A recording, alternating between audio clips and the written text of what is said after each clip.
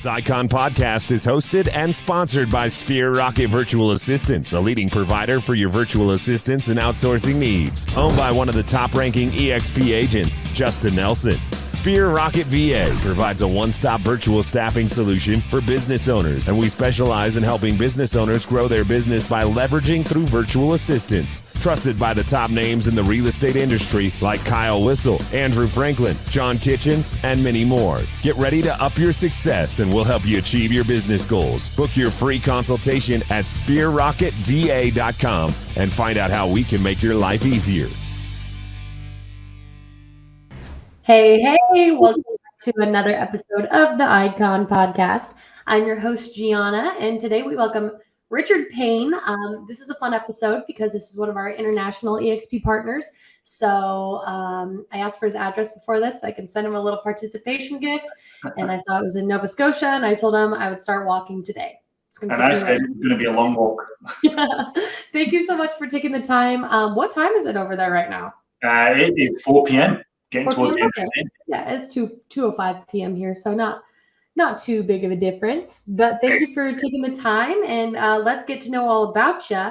Take us back to the beginning. Where are you from? What market are you in now? And how did you get drug into real estate? Yeah, so we'll start from the very beginning, which is the accent is definitely not Canadian. So we came over here from the UK 15 years ago, about 4 days ago, actually. It was our 15-year anniversary. So we originally came from a place called Cardiff in South Wales in the UK. And it was just time. Like, UK is overpopulated to a ridiculous degree. So we had one of those conversations with my wife that was like, yeah, I think we should move. And of course, Richard's thinking, yeah, we'll go to Manchester or Nottingham or London, something like that. And Jane's like, no, how about Australia? And I'm like, no. How about Canada? So I changed it over and we ended up actually in Canada. I'd been there kind of after university for a while, doing some rowing competitions and stuff in Canada. So I was like, well, I'm game for Canada. I've been there before. Seemed like nice, friendly people. Sure, let's give it a shot. So yeah, that's what they say about Canada, right? Everybody's nice. Yeah, everyone's nice. Weather, a little bit interesting, but that's one of those things. So we were 3.5 years in the process of actually getting here. So we arrived in 2007, and that was basically the start of everything because, I'm a chartered accountant, so I'm a numbers guy in the background. That's what I've always been since coming out of university. And obviously just get to Canada and just get a job was kind of the biggest thing. Get a house first, that was important. So we did that. That was pretty interesting because we bought the house where we live now before we even emigrated to Canada. So we owned the house for 1.5 years before we got here. Because what did you do with it? Did you rent it out or just keep it empty? Well, the original plan was we can cover the costs, so let's just cover the costs because at the time we weren't too stressed about trying to find a rental accommodation. I'm like, no, we want things as simple. So if we're going to come to Canada, I want a house, I want an address, I want my kids in the school, I want life to carry on and get settled quick. I don't want to be stressed about having a job, getting to work, and at the same time trying to find a house where we're going to live and potentially move the kids from wherever they were to somewhere else because 2 kids came with us, 6 and 4-year-old. So we said, okay, we can do this. Let's buy a house whilst we came over here on our little fact-finding trip. So we were kind of all in, like chips were all on the table. This is it, like playing poker. And it worked out really well because within 2-3 weeks of us closing on the house, we got somebody who said they could rent it for a year whilst they were building their house. They gave us a call in February saying, okay, house is built. We're going to move out next month. And we said, great, because we're going to be there next month. So it was basically a zero cost of owning the house whilst we were back in the UK. Once we came over here, we were like, great, settle in. We've got a base, get life back on track again. So that was the advantage is it came really quick. And I think that really helped settle everybody, the kids and me and my wife as well, so that we weren't stressed. It was like Richard had a job back being a chartered accountant, so no issue there. But that's when he kind of like, I was here about 5 years, 5-6 years. when I started just going, okay, like we'd already done a little bit of real estate investing, so we bought some income properties, and that's what started. Shall I be a realtor? Question. Because I talked to 2 or 3 people, and I was like, okay, we've got like 3 properties now. How can I buy more?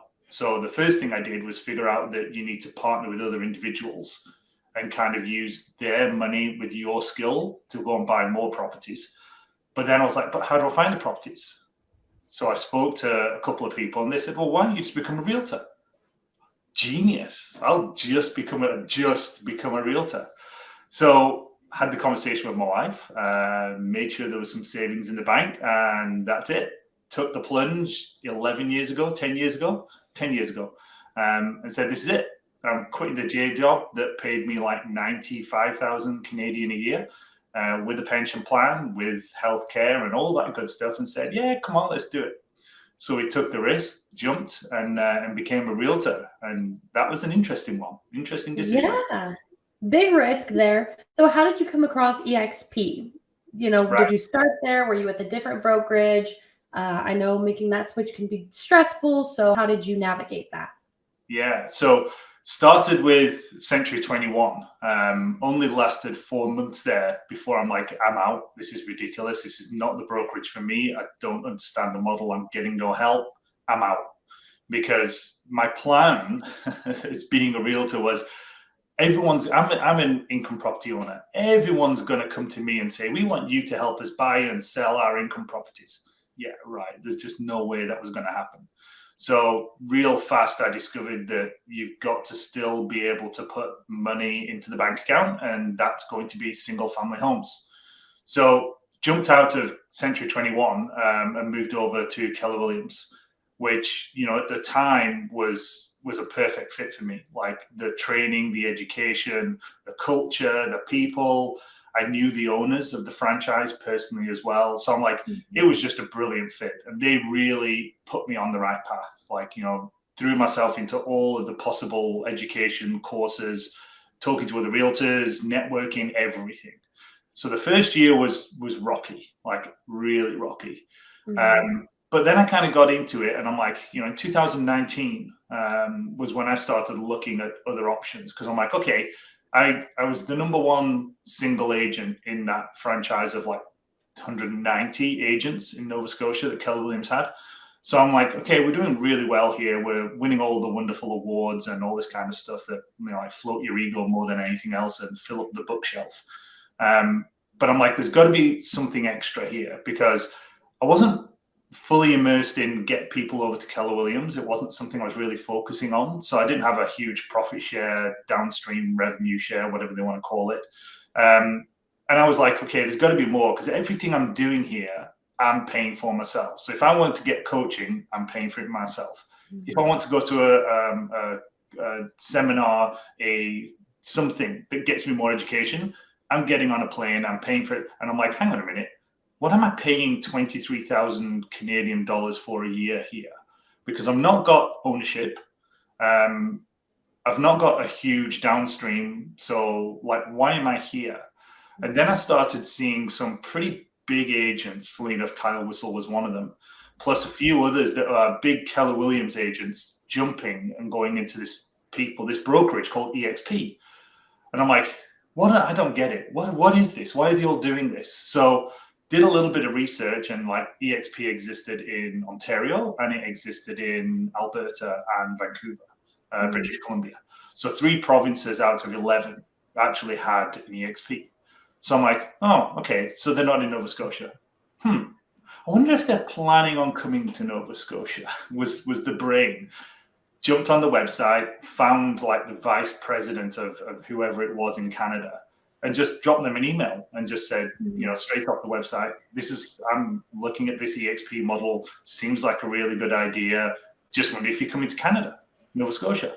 Next thing I know, I had a lady called Deborah Plyman, who was the director of Canada Growth and Operations, giving me a call saying, funny you should ask, because yes, we are. And why don't we go for coffee? Because I'll be there next week. And that was the start of it all. So for me, it all started because I found a good model that I thought I can actually own part of a brokerage without forking out the, I don't know, $250,000 or whatever it would be to be a Keller Williams franchisee. And I can grow something from ground zero. So it was almost like me owning a brokerage, but not having to pay for the brokerage and get it here. So I'm like, I've got all the benefits of being the first person on the ground here. I could grow this like quite big. Like if I play this right. So that's where it all started. Like it wasn't necessarily from a culture or a programs or a coaching or any of that kind of stuff. It was just, this seems like a really smart business model. It's like being back in the corporate world where I do save as you earn and buy shares in the corporation. Nobody else is doing this. Makes perfect sense because, of course, I'm corporate background. Wherever I went, I used to buy shares in the companies I used to work for, and now I can do that all over again because it's much easier to have that money taken off me before I spend it, as opposed to me being forced to save it and then go and buy it. So with EXP, if you want to invest and buy the shares, they take it out of your commission before you even see it. Yeah, no, that's a good point. You've brought up a lot of highlighted points of EXP, stock options, revenue share, the collaboration, the unlimited training. Yeah. So then can I ask, what keeps you there? Is it the scalability, or what have you really fallen in love with EXP where you can't even imagine yourself anywhere else? So tech is a big thing in my life as well. Like we all love the technology. So the fact that I made the move just before COVID hits, because I moved in like February 2020, COVID came along and hit Canada big time in March. So I jumped out of the paid office space and went home office here, basically at the perfect timing. So the technology has always been something that I've loved and has appreciated all the way through. I like the fact that everything's virtual. So like I've got my assistant who is about like 70 kilometers away from me. So she's in semi-virtual. I like the world for all the training and the deliverability of everything that we go into.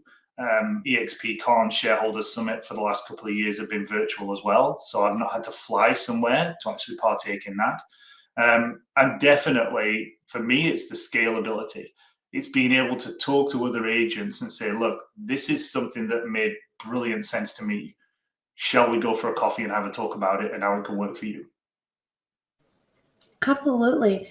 And, you've really taken that advantage of that and scaled it up and, like you said, played your cards right. You've really built something cool here. Yeah. So what do you do in your free time to take care of Richard Payne? Like, how do you make sure you're not on burnout mode? How do you make sure that work-life balance is at a healthy balance? Yes. Yeah, it's always a struggle. Like real estate, as we know, everybody thinks I'm going to get into real estate because I can determine my own schedule, I can work on my own time. And within a week, you'll figure out that that's not necessarily the case unless you are so strict with your schedule that you keep it that way. And in this market, like everybody knows, I think it's the same in the US versus Canada as well. We're all sitting here going, there are no amounts of houses for sale.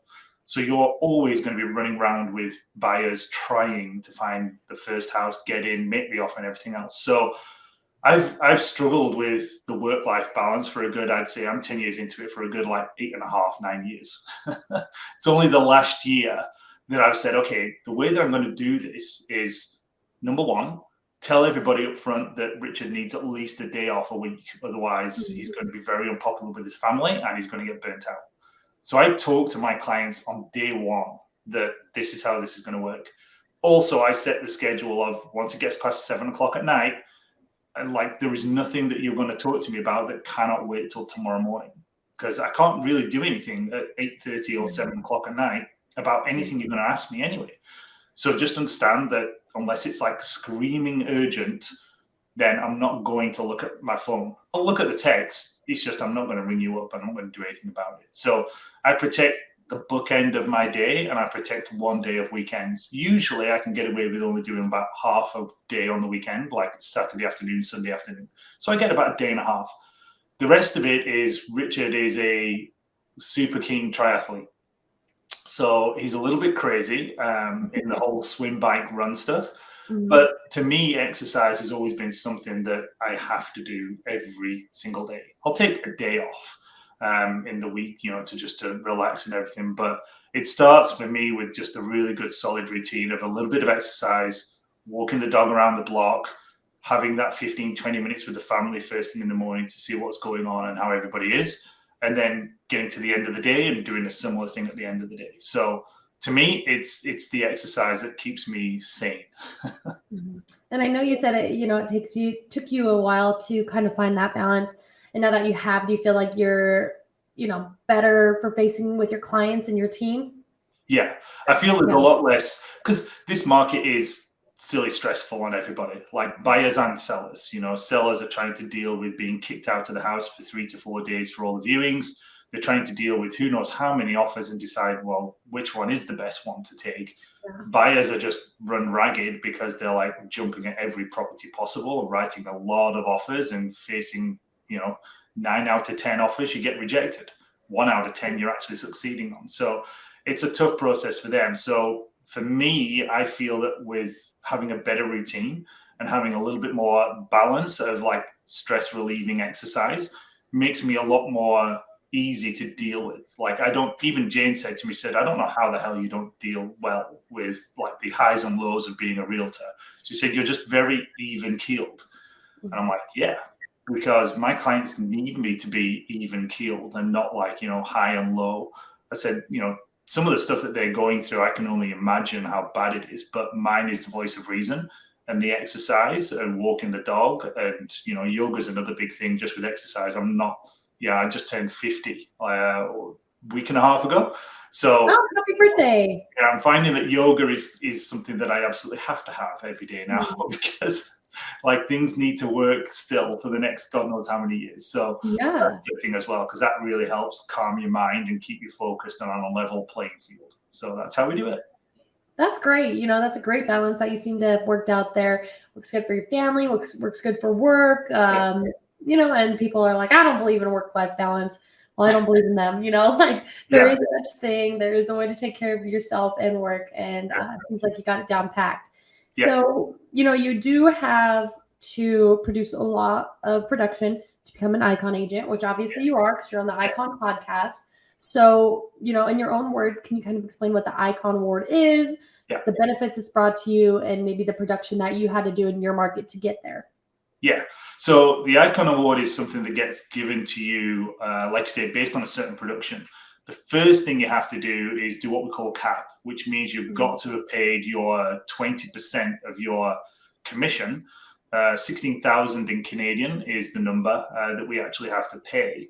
And then there's another $5,200 of transactions that you have to have produced, but they're at a reduced value. So I think in Canada, it's $75 per transaction. Okay. To me, it works out that I have to do something like 31 transactions in a year. Maybe a little bit less. It depends, obviously, on how good your commission rates are in terms of what you're actually achieving. But I've always seen it as something that, like, okay, if I'm good at my job and I'm serving my clients well, I should hit that in around about 5.5, 6 months every year. Kind of is that level that I'm achieving. The good thing is once you get it, all of a sudden you get a majority of that commission, the 16,000, you get a lot of that back. Now, there's a couple of extra things you have to achieve as well. So you have to partake and give back to EXP as part of the EXP community. You can either be a mentor, you can take part as being a coach, or you can actually give up some time and coach some sessions in EXP World. Which route do you take? I did the coaching mentor session. That's much more like my style as well, because I can shortcut a lot of issues that I saw in the first 3-4 years of like, okay, let's get you focused. This is what you really need to think about. So I like working with agents that have just moved across to EXP, fairly new in the business. You just need that, like, okay, let's guide you. Let's point you in the right direction rather than just let you pray and spray and scatter everywhere. So I went down that stream. And then again, they like you to attend Shareholder Summit and EXP Con as well. And you get, they call them travel incentives. which basically gets you some more of your shares back as well. So all of that money comes back to you as part of shares. And I'm like, great. And, we all understand as realtors, we have to pay some level of company dollar towards keeping that company going. So the fact that they give me back in shares, I'm like, great. It's just called Richard's Retirement Fund. Just let it grow and grow and grow, and I'll worry about it when I need it. So yeah, it's always nice to have a big amount of EXP shares sitting there waiting for retirement. Yeah, absolutely. So, you iconed, obviously, we keep talking about that. Yes. And for those newbies that are watching, whether, they're new to the EXP world or new to real estate and EXP is their first brokerage, is the Icon Award something they should strive for with their first year? Is that maybe something that a more experienced agent can go after? Kind of give the newbies some advice. Yeah, it's a little bit of both. Like, it does require you to be really focused. There's nothing stopping anybody. I firmly believe if you are focused and you've got a good plan in place, there's no reason you couldn't hit icon status in your first year. Plenty of agents I know already do that. Not only if they're just like, there's people that move across from existing brokerages to us, and yeah, they should easily get it because you've moved across, you've already got a sphere, you've already got a big volume behind you. That shouldn't be an issue for you.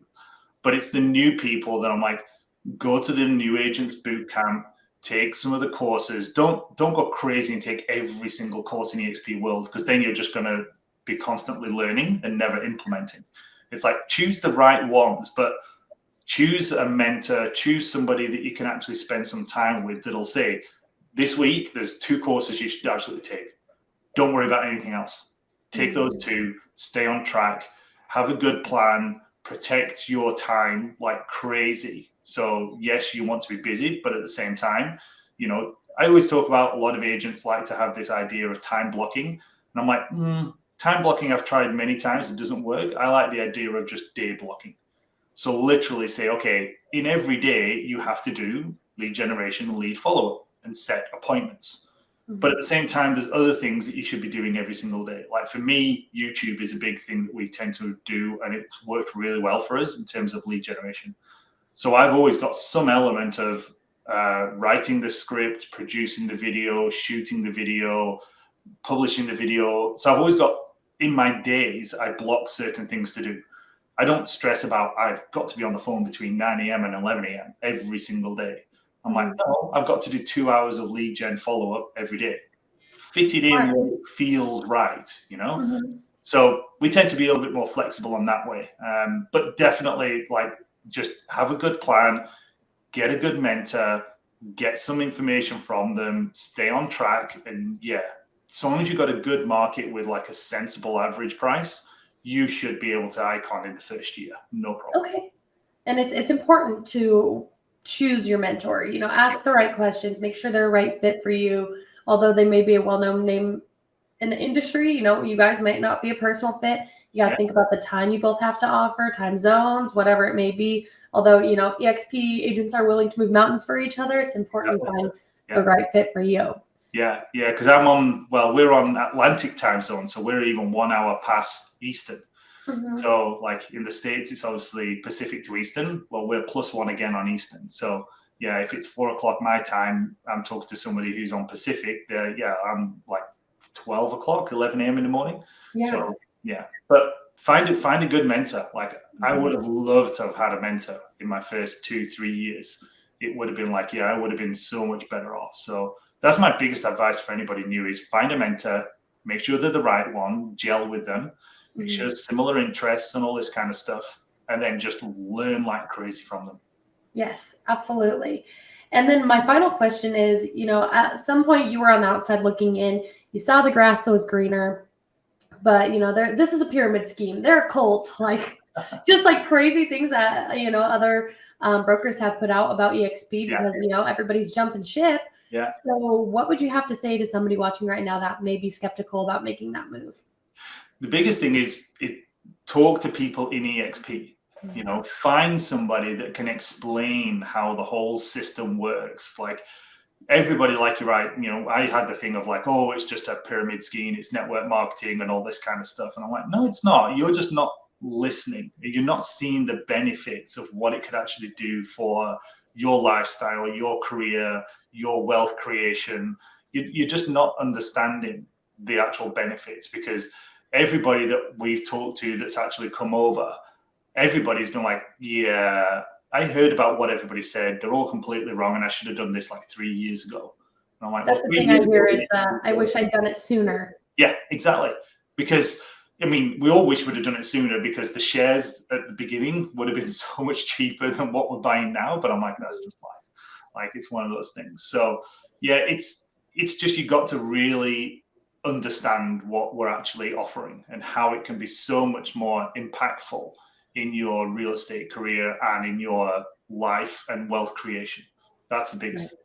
Some important things is find a good mentor and make that move now. Absolutely. Don't wait. Don't wait. Mm-hmm. If you're on the fence, time to come to where the grass is greener. Yeah, I exactly. promise you. Everybody promises you. Yeah. Well, Richard, I'm out of questions. Is there anything else that you want to touch on? No, I think we've covered most of it. Like I say, it's just that recap of understand what the model and the benefits are. If you're a brand new agent, like, I mean, that's the other thing. I've had a lot of agents talk to me, well, I'm a brand new agent, I just don't think the training's there. And I'm like, okay, let me get you an introduction to EXP World, and let's take a look at all the stuff that's actually available for you. You know, I mean, 60 hours a week, new training. Oh, yeah. There's so much training. It's nuts. And these are agents that are absolutely at the very top of their business as well, because they're the icon agents that are doing a lot of the training and telling you how to attract other agents, how to tell you to stay in touch with your sphere, how to go and find new listings. So these are people that have been there for a long time, getting serious volume production levels. And those are the ones that are teaching you.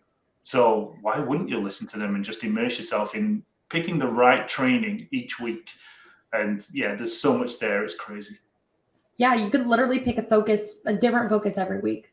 Easily. You know, marketing, listing, whatever it is, it's here for you at EXP. Absolutely. Richard, thank you so much for your time today. I sincerely appreciate it. I hope to see you at EXPCon and Shareholders Con. And if you ever want to do a spin-off episode and focus a little more on maybe investing or whatever it is, just let me know and I'm ready to talk to you. Excellent. No, it's been good chatting to you. Awesome. Thanks so much, Richard. Yes. Bye.